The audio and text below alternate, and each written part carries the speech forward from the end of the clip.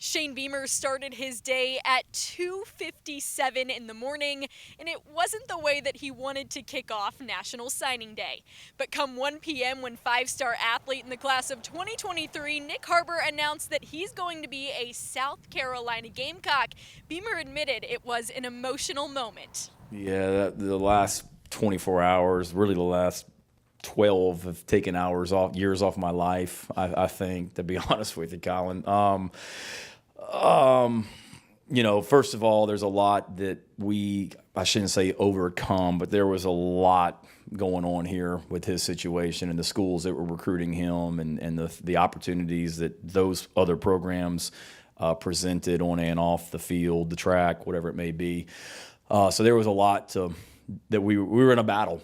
And next door, up in the team meeting room, we have our core values up there, and compete is one of them. And we competed our butts off with this one. And like everyone that we recruit, emotion-wise, I felt good about Nyck all along. I really did. Had an amazing home visit with him last week up in D.C. that we didn't walk out of there till after 11 o'clock at night when we visited with he and his family last week. Felt really, really good. I mean, he hadn't told me he was coming, but I felt great about where we stood all weekend. I talked to him multiple times on FaceTime Monday and yesterday.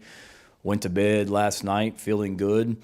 I got a message from him, audio message or whatnot, at 2:57 a.m. today that wasn't good.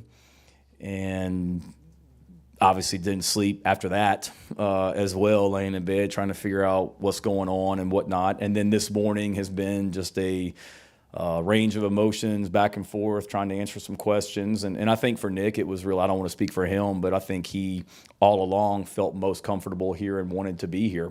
It was just, a lot of people that in his network everybody was trying to get on the same page, and there was a lot coming at him too as a young man as well. So the emotions for me were certainly a whirlwind today, back and forth, good and bad.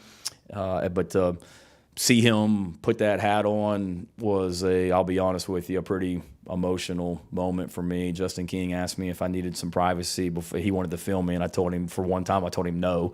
But in true Justin fashion, he was lurking outside my office and then came in there as soon as he announced as well. But I think it's just the emotion, not just of that, Colin, but of all the I met Nyck Harbor when I was coaching at Oklahoma, and I went into his high school when he was a freshman in high school.